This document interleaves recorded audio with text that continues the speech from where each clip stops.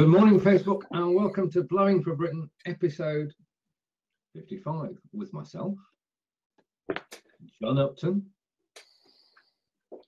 Stephen Silk. Hello. Morning, Stephen. And we're waiting for Peter.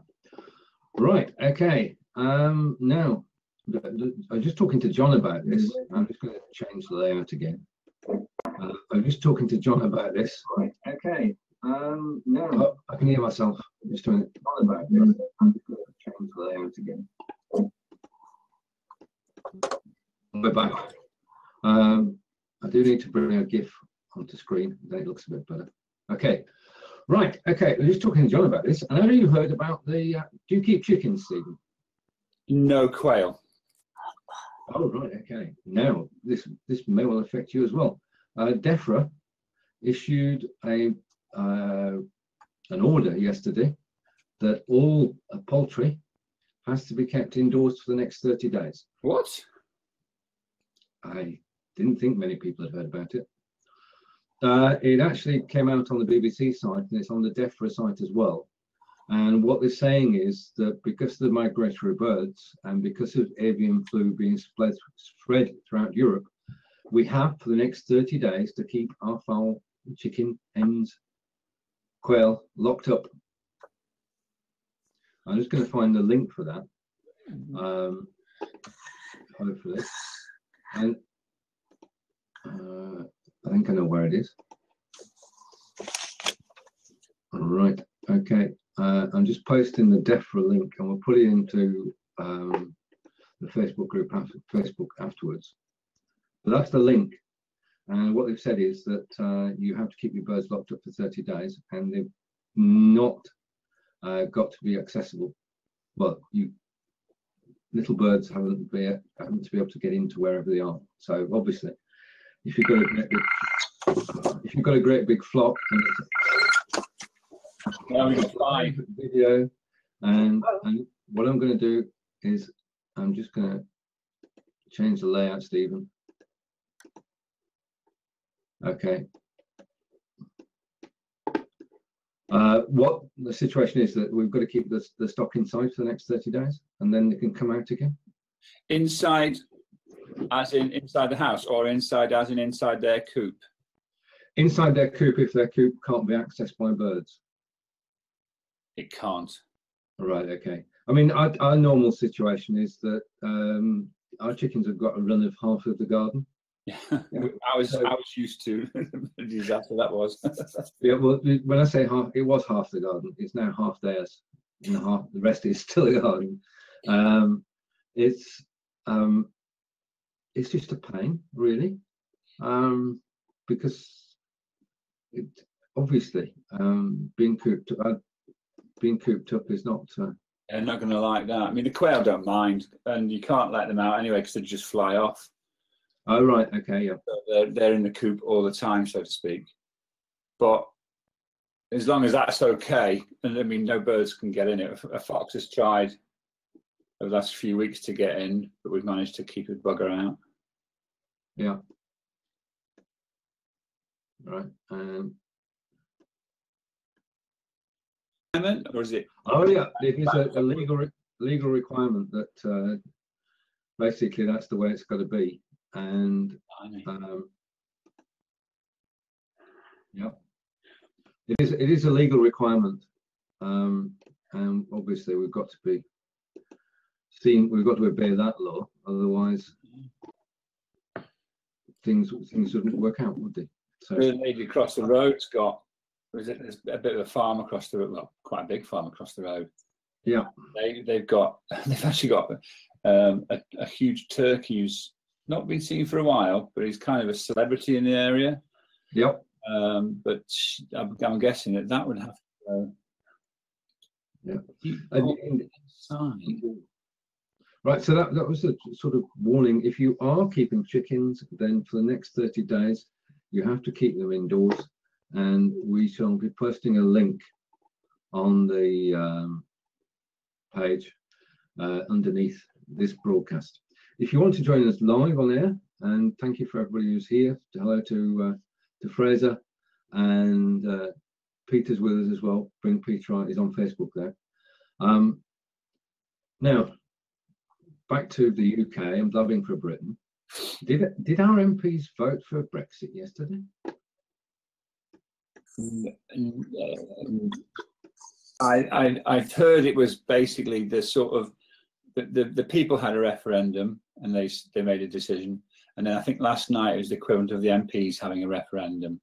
It has no value within the process. I mean, the Supreme Court is currently hearing arguments as to whether the government can force it through via statutory instruments and the prerogative and stuff.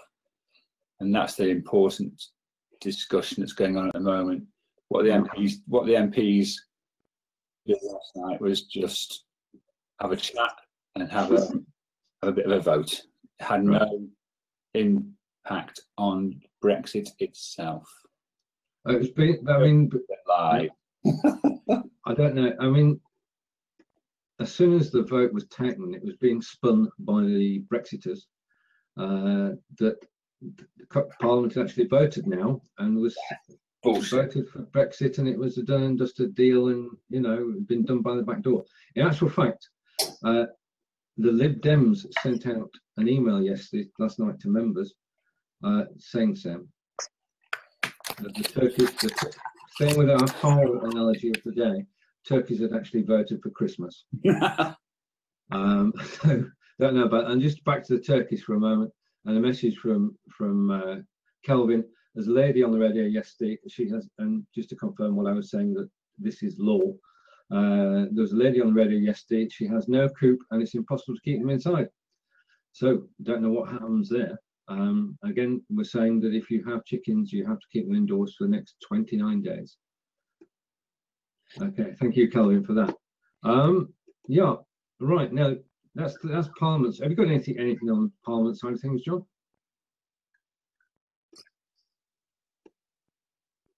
All right, Stephen, can you hear me? Fine. Right. Okay. All right. Okay. Right. Do you have any take on the Parliament thing at all, John?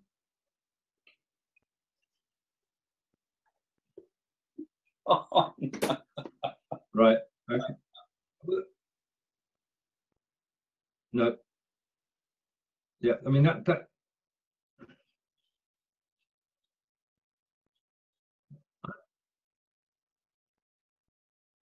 That's yeah. Yeah. I mean it's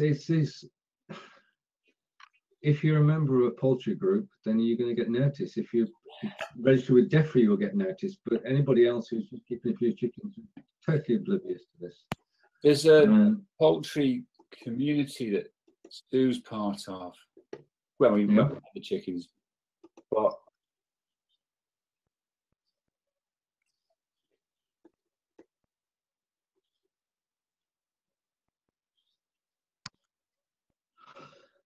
there's a little bit of that when we decided to do it. There is a phrase that I can see you in my green room, but I can't see you on camera yet. As soon as you come on camera, I shall bring you in. Right now, is anybody on Facebook Beta? What? On their mobile? No. Ah, right. Okay. There is a Facebook Beta link which I'll post later, and if you are using Facebook Beta, which means that you get everything before everybody else, there is a new tab which has got a little video camera above it, and if you press that video camera, then basically what happens is you get access to all the live video that's on Facebook. It's like having your own TV, not box, because you get a list of every single live show that's, well, most of the live shows that are on at the moment, and you can sit there and you can, I did it on the tablet last night, just for half an hour, you can watch live video rather than watching TV. And it's obviously more interesting because it's, in the main, it's people you know. If that's not available via the App Store, presumably, you'd have to go somewhere special for that. Yeah, there's a if you go Facebook Android Beta and search for it on Facebook, then you just join the group, and then that gives you access to the beta. Though you have to be prepared for the fact, I'll try and bring Fraser in and see what happens. You have to be prepared for the fact that occasionally your copy of Facebook will crash. It won't just crash at once, it will crash over and over again. And they did an update yesterday where they totally made of it, a Horlicks of it, as we would say in the software trade. And it kept rebooting. So if that is happening to you, if you're on the Facebook beta and you're on Android and your machine keeps rebooting, or Facebook keeps rebooting, uninstall it and then reinstall, and it will work properly. Yeah. Right, Fraser, I have brought you on screen, but I'm not sure exactly what's going on. So I'm going to take you off and then invite you back in again. And we're not sure whether it's us or them. So forgive me for this. Okay, the power. All right, and I'm going to invite Fraser back in. As soon as I see you on camera, Fraser, then bring you back in. Right, anything else happening in the world today?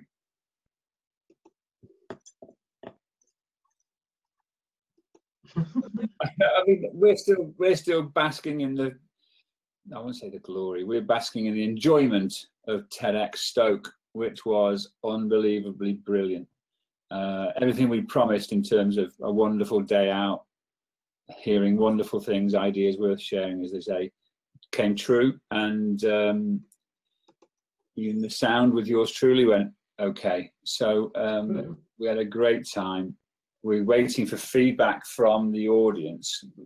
Part of the rules and regulations that TEDx imposes on us as license holders is that we have to ask the people who came what they thought, which is a scary thing. But everything, all the feedback we've had so far is that people really enjoyed it.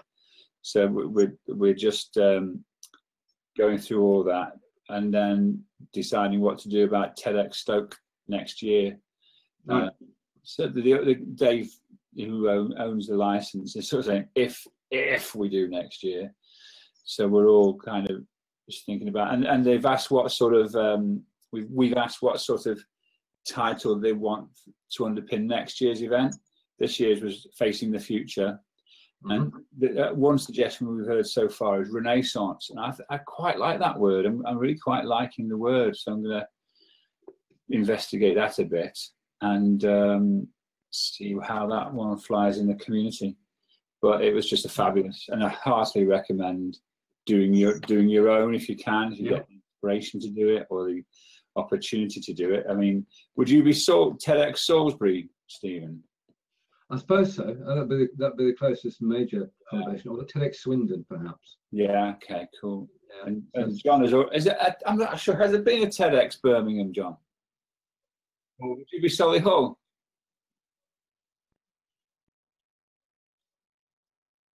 Yeah. When I was there, when I was user services manager there 20 years ago, it was about the same size. It's still about 80,000 people or something like that. Yeah. Yeah, that was a long time ago. But it's great fun, and it's a chance to just sort of do something really special. It was for us anyway, and we'll see what the results of it are.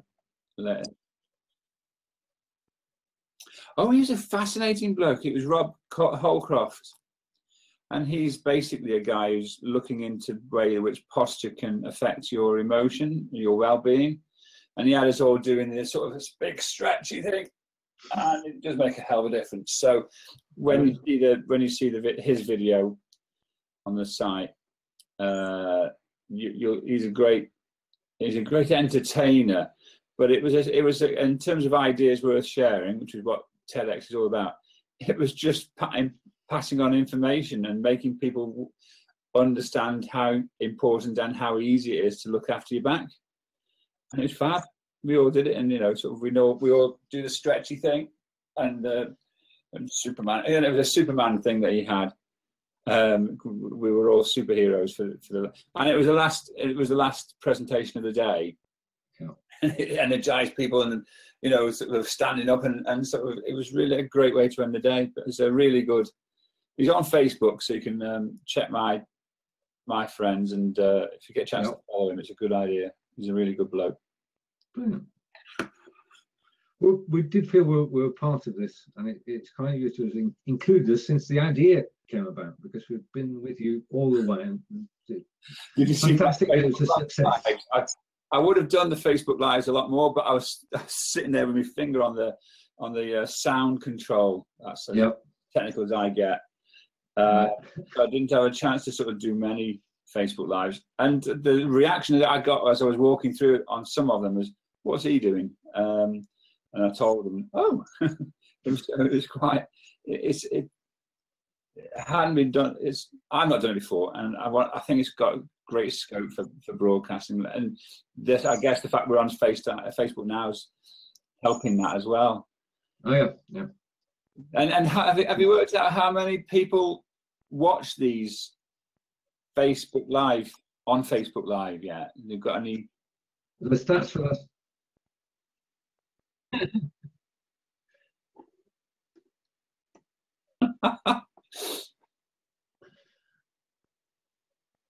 Bloody no, that's not bad, is it? About, I think within our friends.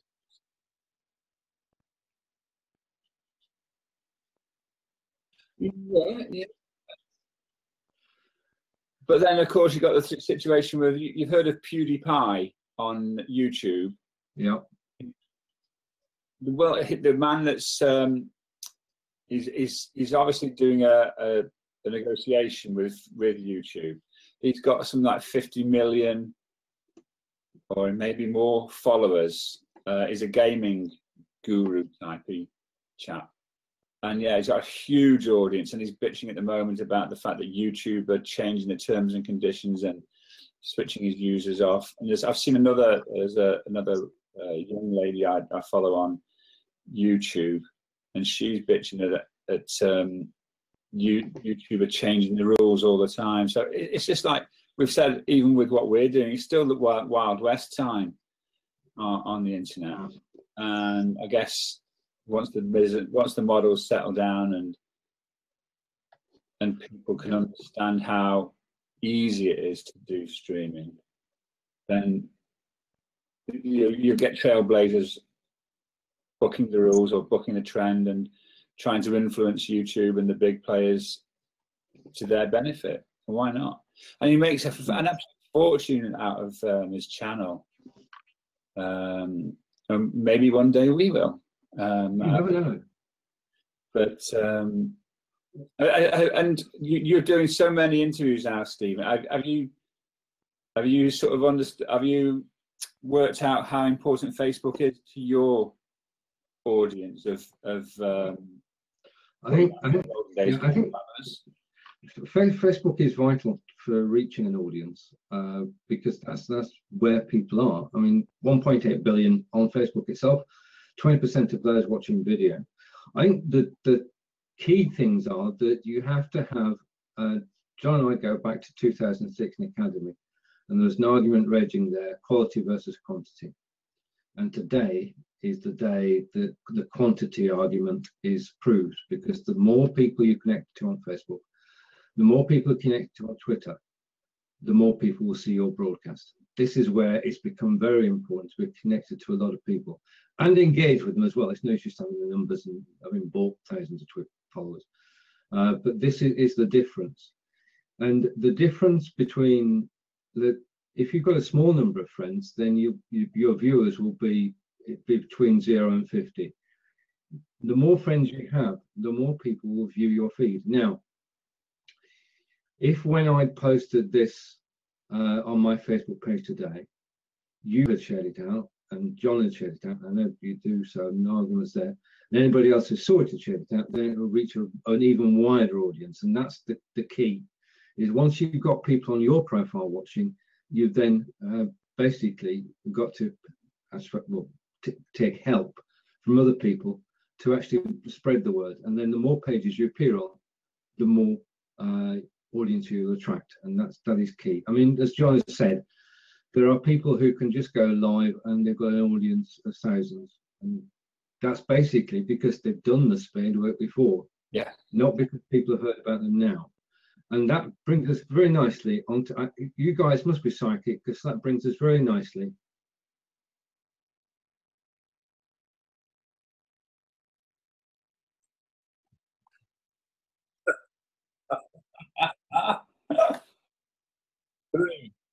2, 1. Oh, nearly. It's just changing the picture.